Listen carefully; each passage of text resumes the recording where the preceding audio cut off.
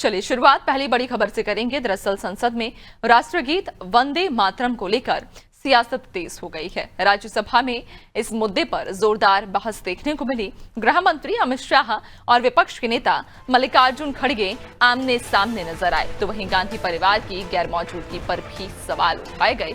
राज्यसभा में अमित शाह ने कहा कि वंदे मातरम के महत्व को ना समझने वाले इस चुनाव से जोड़ रहे हैं। उन्होंने बिना नाम लिए कांग्रेस पर राजनीति करने का आरोप लगाया। शाह ने कहा कि वंदे मातरम के 150 साल पूरे होने पर संसद में चर्चा के दौरान राहुल और प्रियंका गांधी सदन में मौजूद नहीं थे।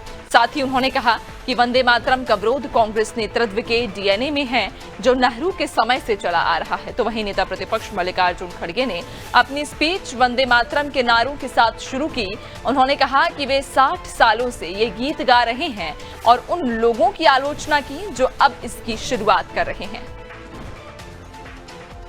तो संसद में अब एक नई बहस ने जन्म ले लिया है और इस बहस का मुद्दा है वंदे मातरम। दरअसल 150 साल वंदे मातरम के पूरे होने पर जब इस पर चर्चा सदन में शुरू हुई, दोनों ही सदनों में जब इस पर चर्चा शुरू हुई तो विपक्ष हमलावर पक्ष पर नजर आया, जबकि पक्ष ने विपक्ष पर कई तंज कसे हैं।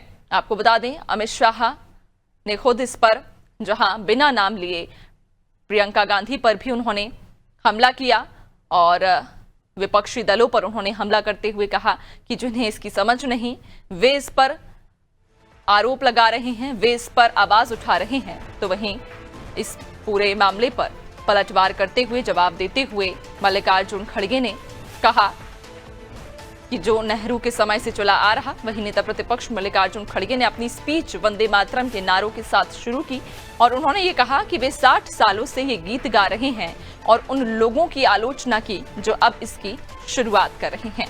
तो अब एक बार फिर से जो आपको बताते चलें कि संसद में नई बहस ने जन्म ले लिया और इस बार इस बहस का मुद्दा रहा वंदे मातरम।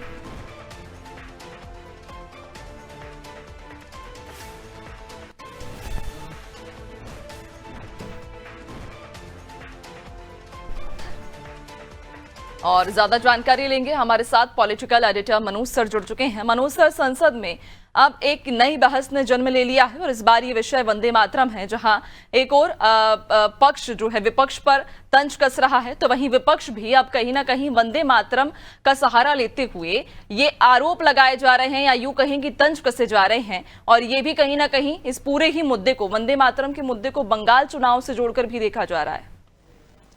देखिए नैन्सी, जिस मकसद से ये बहस कराई जा रही है, मुझे लगता है बीजेपी उसमें सफल होती नज़र आ रही है, क्योंकि इसके पीछे इंटेंशन ये था कि ये साबित करना था कि कांग्रेस ने, और ख़ासतौर से जो प्रधानमंत्री हैं पंडित जवाहरलाल नेहरू, उन्होंने 1929 में धार्मिक आधार पर वंदे मातरम की केवल 2 ही पंक्तियों को स्वीकार किया और बाकी जो पंक्तियाँ थी जिसमें देवी जी का महिमा मंडन किया गया, उनको हटाने का प्रयास किया, या कह सकते हैं जो आरोप लगा रही बीजेपी की कुचक्र किया है। उस बहाने एक बार फिर से बीजेपी ये साबित करना चाहती है कि कांग्रेस अभी से मुस्लिम परस्त नहीं है, बल्कि आज़ादी के पहले से कांग्रेस हिंदुओं की विरोधी रही है और उसके जो प्रतीक चिन्ह रहे हैं या उससे जुड़े जो गान रहे हैं उसको वो निशाना बनाती रही है। कांग्रेस भी स्ट्रेप में उलझती नजर आ रही है। जैसे आज मल्लिकार्जुन खड़गे ने उदाहरण दिया कि जिस कमेटी ने यह निर्णय लिया था 1937 में कि वंदे मातरम की जो मौजूदा स्वरूप है उसमें गाया जाए, उस कमेटी में सुभाष चंद्र बोस के साथ साथ दूसरे और नेता भी थे, लेकिन बीजेपी केवल पंडित जवाहरलाल नेहरू को निशाना बनाना चाह रही है। प्रियंका गांधी ने भी कल कहा था कि 150 साल से वंदे मातरम हमारी आत्मा में बसा हुआ है। चूँकि बंगाल का इसलिए जिक्र हो रहा है क्योंकि अगले साल पश्चिम बंगाल में चुनाव होना है।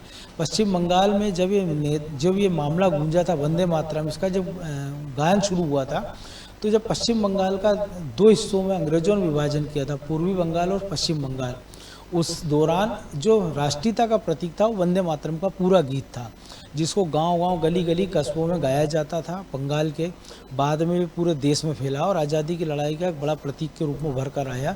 और ये एक स्थिति ये थी कि नेहरू, जो महात्मा गांधी थे बापू, उन्होंने कहा था कि इसको हमारा राष्ट्रगान बनना चाहिए। तो बीजेपी 2-3 इससे अपना उद्देश्य साधना चाहती है, कि बताना चाहती है कि अतीत में भी कांग्रेस ने इस प्रकार की गलतियां की गई है।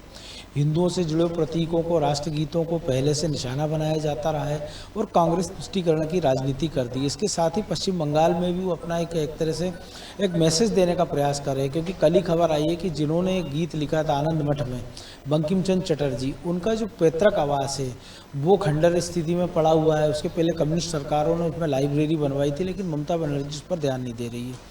अभी तक ममता बनर्जी जब वहाँ चुनाव लड़ती है तो माँ माटी और मानुष के नारे पर चुनाव लड़ती है, और बीजेपी के पास उसका कोई तोड़ नहीं हो पाता।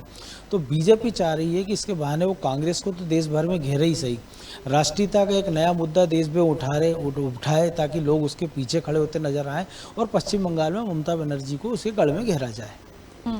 बिल्कुल, यानी कि अब कहीं ना कहीं एक नए मुद्दे का जन्म हो रहा है और अब ये देखना लाजमी होगा कि आखिरकार जिस रणनीति के साथ या जिस उद्देश्य के साथ में इस मुद्दे को भुनाया जा रहा है, चाहे पक्ष या विपक्ष हो, आखिरकार अपने मकसद में कितने कामयाब हो पाएंगे। बहुत शुक्रिया आपका जानकारी साझा करने के लिए। तो आपको बताते चलें कि न सिर्फ राज्यसभा बल्कि लोकसभा में भी वंदे मातरम के 150 साल पूरे होने पर जब चर्चा शुरू हुई तो इस पर अब एक नई बहस छिड़ गई है। दोनों ही पक्ष एक बार फिर से आमने सामने आ गए हैं।